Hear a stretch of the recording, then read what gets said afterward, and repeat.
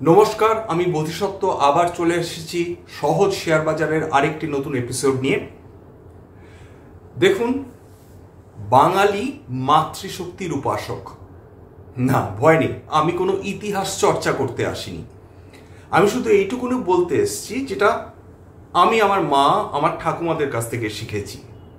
যে বাড়িতে নারীর আদর নেই, যে বাড়িতে নারীর সম্মান নেই, যে বাড়িতে নারী অসহায়, সে বাড়িতে সফলতা কিন্তু খুব দেরিতে আসে। আমাদের বাঙালি জাতির উত্থান অবশ্যই সংস্কৃতিতে হয়েছে, সঙ্গীতে হয়েছে, মনস্তত্ত্বে হয়েছে, মানসে হয়েছে, কিন্তু এখন বাঙালি জাতির উত্থানের জন্য আমাদের যেটা প্রয়োজন সেটা অবশ্যই হচ্ছে ফিন্যান্স, অর্থনীতি। অর্থাৎ বাঙালি জাতিকে অর্থনৈতিকভাবে শক্তিশালী হয়ে উঠতে হবে, গোটা বিশ্বের সামনে মাথা সোজা করে দাঁড়াতে হবে। তার জন্য যেটা প্রয়োজন সেটা হচ্ছে বাঙালির ঘরে ঘরে নারীদের আর্থিকভাবে সক্ষম হওয়া এবং প্রত্যেকটা নারী যেন বিনিয়োগ সম্বন্ধে সিদ্ধান্ত নিতে পারেন, তারা জানেন, তারা বোঝেন এবং সেইভাবে বিনিয়োগ যাতে তারা করতে পারেন ভবিষ্যতে, যাতে তাদের জীবনটা অনেক অনেক সহজতর হয়ে ওঠে। এবার ভাবছেন যে আমি এই প্রশ্নগুলো এই হঠাৎ করে এই অদ্ভুতভাবে নারী বন্দনা কেন শুরু করেছি।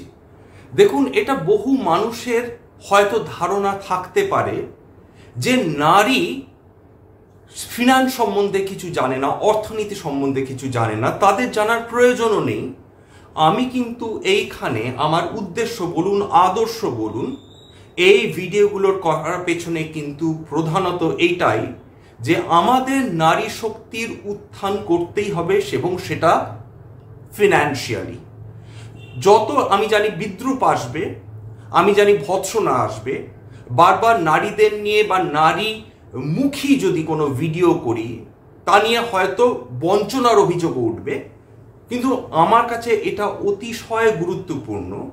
বহুদিন বহু বছর ধরে এরকম চলে আসছে যে বাঙালি নারী এখনো কিন্তু সেইভাবে অর্থনীতিটা কিন্তু তারা চালনা করছেন না বা করতে পারছেন না।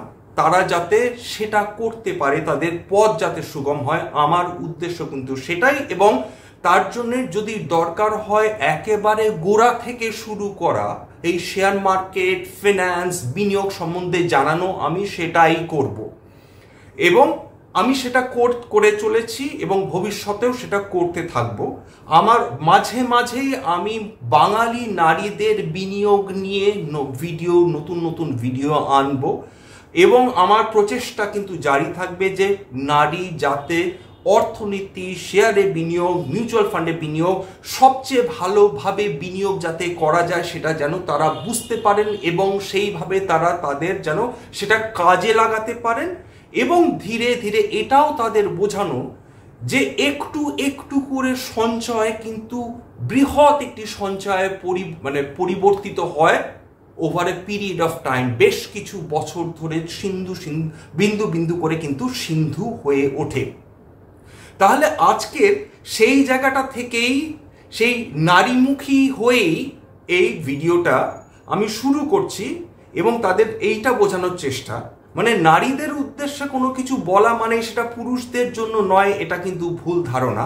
কারণ ঘরের নারী শিক্ষিত হলে সবাই শিক্ষিত হবেন, কারণ মা বা মাতৃশক্তি কিন্তু প্রথম শিক্ষাগুরু, এটা মাথায় রাখতে হবে। যাক, চলে আসি হচ্ছে শেয়ার মার্কেটের কথায়। শেয়ার মার্কেটে দীর্ঘদিনের বিনিয়োগ কি কি সুফল দিতে পারে এবং কি কি সুফল দিয়ে এসছে আজ পর্যন্ত, এটা নিয়ে আমি আজকে আলোচনা করব। যখন আমি বলছি যে নারীদের বিনিয়োগমুখী হতে হবে, তাদের শিখতে হবে, তাদের জানতে হবে, এটাও তাদের জানিয়ে রাখা প্রয়োজন যে শেয়ারে বা মিউচুয়াল ফান্ডে বিনিয়োগ করতে হবে অতি দীর্ঘমেয়াদী বা দীর্ঘমেয়াদী। যদি ফিক্সড ডিপোজিট করতে পারেন আপনারা 11 বছরের জন্য, তাহলে আমার এটাও বিশ্বাস যে শেয়ার বা মিউচুয়াল ফান্ডেও আপনারা 11 বছর ধরে বিনিয়োগ করে রেখে দিতে পারবেন, ওটাকে না ছুঁয়ে। এটা আমার বিশ্বাস এবং সেটা আপনারা অবশ্যই পারবেন প্রত্যেক মাসে একটু একটু করে বিনিয়োগ করা। এবার তাহলে চলে আসি যে বহুদিন বা দীর্ঘমেয়াদী বিনিয়োগের সুফল কি। ধরুন আপনি একটা কোম্পানি কিনলেন, একটা কোম্পানির শেয়ার কিনলেন, মানে আপনি সেই কোম্পানির একজন অংশীদার হলেন বা আপনি সেই ব্যবসার আংশিক মালকিন হলেন বা মালিক হলেন। এইবার কি করণীয়?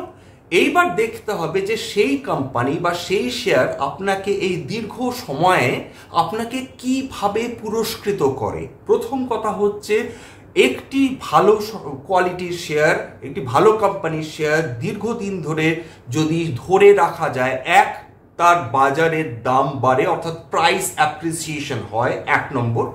2 নম্বর হচ্ছে, যেহেতু কোম্পানিটা ভালো, বছরের পর বছর তার লাভ করার আশা রয়েছে, বছরের শেষে হোক বা বছরের মাঝখানে হোক সে 2বার ডিভিডেন্ড দিতে পারে, 1বারও ডিভিডেন্ড দিতে পারে। ডিভিডেন্ড মানে লাভের একটি অংশ যিনি মালিক বা আংশিক মালিক তাকে ফেরত দেওয়া, অর্থাৎ কোম্পানি লাভ করলো তার একটি অংশ আপনি ডিভিডেন্ড হিসাবে ফেরত পাবেন। সেটা আপনার একটা রোজগারের মাধ্যম হলো, এটা কিন্তু মাথায় রাখতে হবে।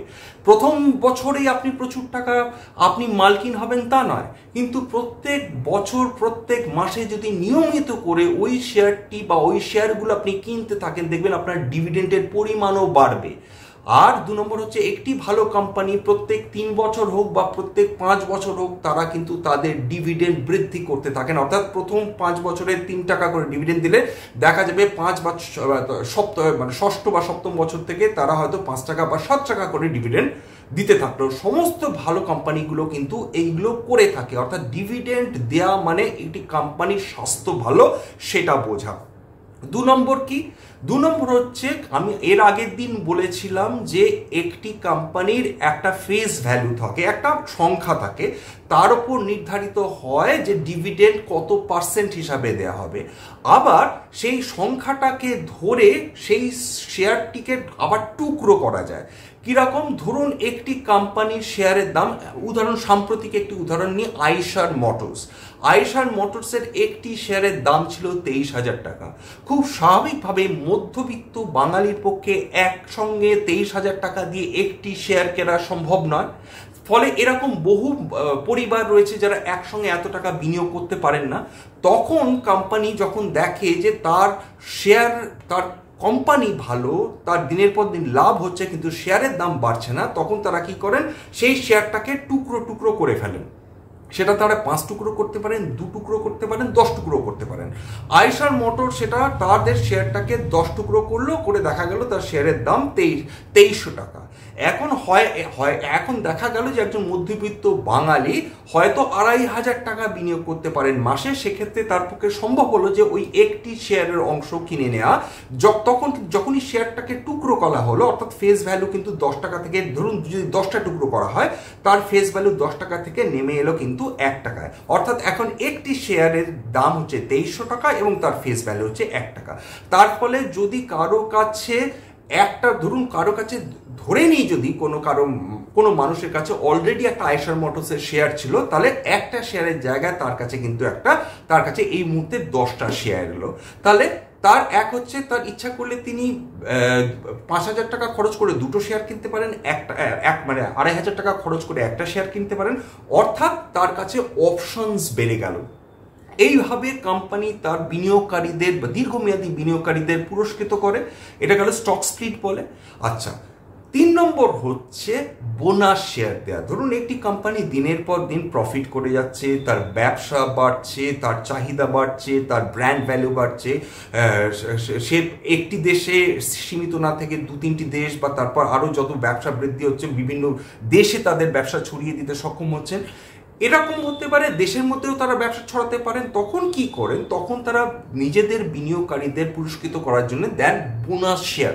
পুজোতে যেরকম বোনাস পাওয়া যায়, বোনাস শেয়ারও অনেকটা তাই। সেখানে আরেকটি কোম্পানি, ধরুন একটি শেয়ারের বিনিময়ে আরেকটি শেয়ার বা 5টি শেয়ারের বিনিময়ে মানে এগেনস্টে আরেকটি শেয়ার বিনামূল্যে বিনিয়োগকারীদের দিয়ে থাকেন।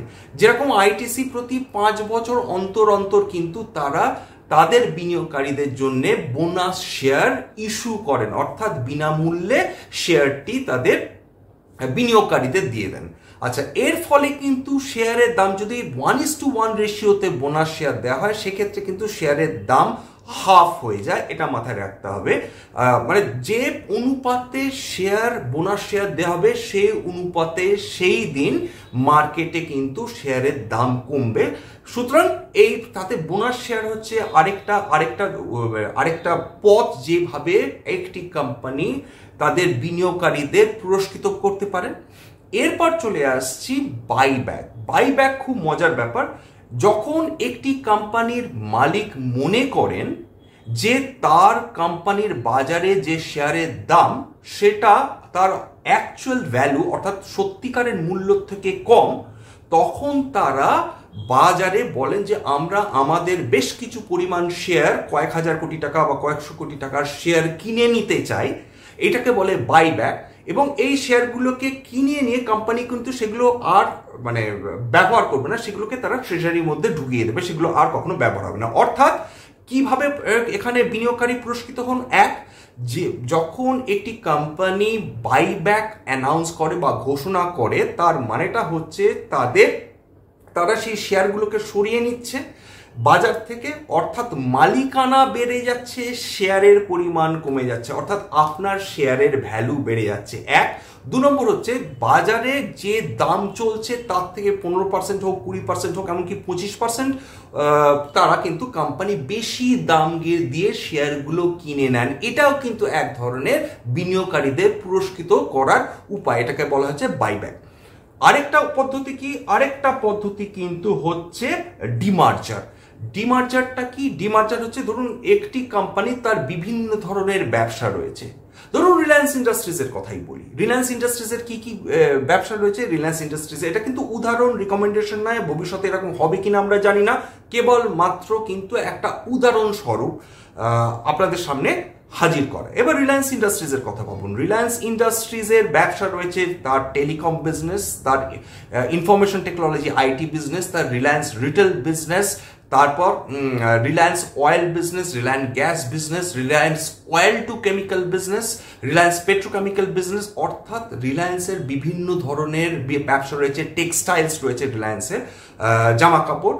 সুতরাং রিলায়েন্স কিন্তু যদি মনে করে তাদের বিনিয়োগকারীদের পুরস্কৃত করার জন্য, তারা তাদের যে সার্বিক যে স্ট্রাকচারটা রয়েছে, এখন একটা সিঙ্গেল কোম্পানি ইচ্ছা করলে সেটাকে 4-4টে বা 5টা কোম্পানিকে ভাগ করে দিতে পারে। এটাকে বলে স্কিম অফ অ্যারেঞ্জমেন্ট, বা এখানে ডিমার্জার করা, অর্থাৎ একটি কোম্পানি না তার ব্যবসাগুলোকে আলাদা করে দিচ্ছে, সেখানে বলে ভ্যালু আনলকিং। অর্থাৎ লোকজন কিন্তু তখন ঝাঁপিয়ে পড়ে তাদের পছন্দ অনুযায়ী ব্যবসাগুলো কিনতে শুরু করে। সুতরাং ডিমার্জার হচ্ছে আরেকটা উপায়, যেভাবে কিন্তু মানে ধরুন রিলায়েন্স যদি স্প্লিট করে 5টা কোম্পানিতে, সেক্ষেত্রে কিন্তু রিলায়েন্স ইন্ডাস্ট্রিজের একটি শেয়ারের বিনিময়ে 5টা বিভিন্ন কোম্পানির শেয়ার পাবে একজন বিনিয়োগকারী। অর্থাৎ এক্ষেত্রে কিন্তু বিনিয়োগকারী পুরস্কৃত হলেন। আরেকটা লাস্ট যেটা, সেটা হচ্ছে রাইটস ইস্যু। মানে হচ্ছে ধরুন কোম্পানি নানাভাবে তার টাকার প্রয়োজন হয় তার ব্যবসা বাড়াতে, তার ওয়ার্কিং ক্যাপিটাল ইনক্রিজ করার জন্য তারা টাকা তুলতে চায়। কখনো তারা ব্যাংক থেকে ধার নেয়, কখনো তারা বন্ড ইস্যু করে, এবং কখনো তারা কোম্পানি তাদের শেয়ারসগুলোকে তারা রাইটস ইস্যু হিসাবে, মানে একটা অংশ তারা রাইটস ইস্যু হিসাবে বাজারে ছাড়ে। যে রাইটস ইস্যু কি অবশ্য হয়, সেটা ভলিউম বাড়িয়ে দেয়, লিকুইডিটি বাড়িয়ে দেয়, কিন্তু তার ফলে রাইটস ইস্যু যখনই বাজারে আসে তখন কিন্তু একটি শেয়ারের অ্যাকচুয়াল ভ্যালু কিন্তু কমে যায়। তা সত্ত্বেও এটা বলতে হবে যে রাইটস ইস্যু যখন একটি কোম্পানি ইস্যু করে, তখন কিন্তু তারা মোটামুটি ধরুন 10% হোক, 15% হোক, বাজারের দামের থেকে অন্তত কমে সেই শেয়ারটা তাদের বিনিয়োগকারীদের অফার করে। এর মাধ্যমে তাদের সরাসরি ব্যাংক থেকে টাকা ধার করতে হয় না, তারা ইচ্ছে করলে বিনিয়োগকারীদের কাছ থেকে রাইটস ইস্যুর মাধ্যমে তাদের টাকা তুলতে পারে, যে টাকাটা তারা ওয়ার্কিং ক্যাপিটাল ইনক্রিজ করার জন্য বাড়াতে পারে, অথবা তাদের ডেট ডিক্রিজ করার জন্য বা ধার কমাবার জন্য ব্যবহার করতে পারে। সুতরাং আশা করি বোঝা গেল যে এই 7টি যেটা পয়েন্ট আলোচনা করলাম, এই প্রত্যেকটা কিন্তু অত্যন্ত গুরুত্বপূর্ণ এইটা বোঝার জন্য, যত বেশি দীর্ঘ মেয়াদের জন্য আপনি শেয়ারে বিনিয়োগ করে রাখবেন, এই বেনিফিটসগুলো রয়েছে। তার মধ্যে স্টক অ্যাপ্রিসিয়েশন তো রয়েছে, কিন্তু যদি একজন মানুষ বহু বছর ধরে অন্তত 2 যুগের ওপর তারা যদি স্টকটা ধরে রাখতে পারেন, সেক্ষেত্রে কিন্তু পাওয়ার অফ কম্পাউন্ডিং কাজ করতে শুরু করে। দীর্ঘ মেয়াদি যে সুবিধা বা বেনিফিটস রয়েছে তা আর কোনো ধরনের ইনভেস্টমেন্টে কিন্তু নেই। যত দীর্ঘদিন আপনি শেয়ার ধরে রাখবেন, তত বেশি সম্পদ সৃষ্টি করার অধিকারী হবেন, তত বেশি সম্পদ সৃষ্টি করতে পারবেন। বিশ্বের তৃতীয় সর্বোচ্চ বড়লোক যিনি ইনভেস্টার, যিনি ওয়ারেন বাফেট, তিনি কিন্তু বড় সত্যিকারের ওয়েলথ ক্রিয়েট করেছিলেন তার 60 বছর হয়ে যাবার পর। প্রত্যেকটা মানুষ চান খুব সহজে বড়লোক হওয়ার জন্য খুব দ্রুত শর্টকাট খোঁজেন। দেখুন, শেয়ার মার্কেটে কোনো শর্টকাট মেথড নেই, বড়লোক হওয়ার জন্য কোনো শর্টকাট মেথড নেই। যিনি ধৈর্য ধরে থাকবেন, যিনি লেগে থাকবেন, যিনি দিনের পর দিন বিনিয়োগ করতে থাকবেন, মার্কেট উঠলো না নামলো এটা মাথায় না রেখে, তিনি কিন্তু তার পক্ষে কিন্তু অবশ্যই সম্পদ সৃষ্টি করাটা কোনোভাবেই অসম্ভব হবে না। তাহলে আশা করি আজকের এই এপিসোডটা আপনাদের ভালো লেগেছে। যদি আপনাদের এই এপিসোড ভালো লাগে, তাহলে আমি আপনাদের কাছে হাত জোর করে অনুরোধ করব, প্লিজ এই চ্যানেলটি সাবস্ক্রাইব করবেন, লাইক করবেন এবং অবশ্যই বন্ধুদের সঙ্গে শেয়ার করবেন, যাতে আমি ভবিষ্যতে আরও নতুন ভিডিও আনতে পারি। নমস্কার।